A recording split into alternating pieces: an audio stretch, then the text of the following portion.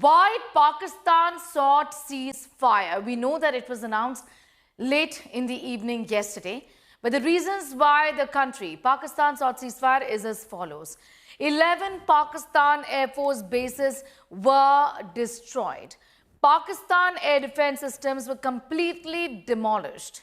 9 terror bases in Pakistan, Punjab and Pakistan-occupied Kashmir struck. And that's the reason why they suffered the kind of losses that they did. 5 high-value terror targets were killed in Indian precision strikes. It looks like that they absolutely had no option, no means really, to take this war, to take this escalation forward. After days of military conflict that put the world on the edge, India and Pakistan agreed to a ceasefire. It was initiated by the neighbor itself. The truce came into effect at 5 p.m. on Saturday. This is yesterday. Hours after Indian missiles hit multiple military targets, including 8 key air bases in Pakistan. The ceasefire, though, didn't last long. Pakistan resorted to shelling along the LOC at multiple locations just after 3 hours. Sources have told us that the ceasefire with Pakistan is a conditional one. There is no change in India's position on the suspension of the Indus Water Treaty.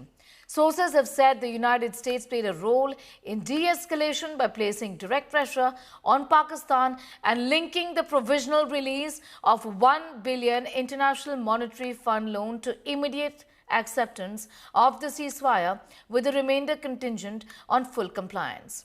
Now that Pakistan has violated the ceasefire, it remains to be seen how the US will respond. India today has also learned that the US has formally acknowledged India's revised war doctrine, which stipulates that any future terror attack is going to be treated as an act of war. Asim continues to be with us. And Kamaljeet as well. You know, Kamal, the fact is that there would be a possible response from the US today because immediately after the violation, after the ceasefire announcement, the violation was seen on the part of Pakistan. India has already spoken about it, the government making it clear that this was done on the part of Pakistan, and anything else from here on is going to be treated as an act of war, essentially, isn't it? That's the messaging from India. And you remember, once this artillery shells dust is settled, what is important is what really happens on ground. Because remember, India and Pakistan are old adversaries. So things remain uncomfortable. The guards are never let down. What we've seen is a heightened sense of alert. There was preparedness. Remember, India's taken time because remember, those targets were chosen.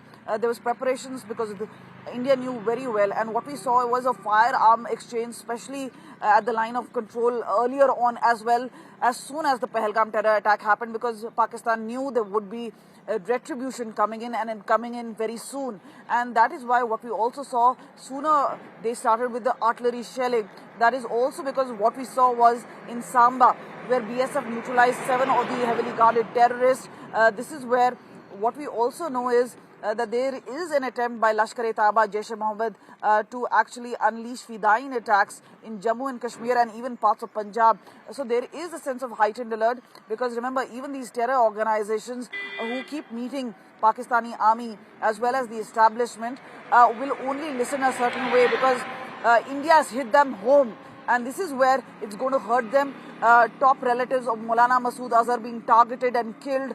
There's also Lashkar-e-Taiba's own home ground, Murid Ke, which has been hit. So all this is part of something which could lead to a sinister design from these terror organizations to hit back at India. And this is, again, as I mentioned to you, non-state actors operating. They still have their own men. Remember, even the perpetrators who are heavily armed, those behind the Pahalgam terror attack, are still in J&K. So all this is one of the reasons why raids are being carried, so that there are no logistical support. And remember, when they do not contact local population, they don't have means of food and water. So that is where they believe once the security grid is foolproof and very tight. But these are mountainous regions. It's a vast region, a lot of jungles in South Kashmir which are really connected with each other. So this does give them escape passages. But this is where joint security grid is going to work really hard. What we know is that is why these operations, like what SI has been carrying out raids, the NI has been carrying out its investigation. So it's a multi-pronged approach, and meanwhile, guards will not be down, be it the hinterland, be it international border, or be it the line of control.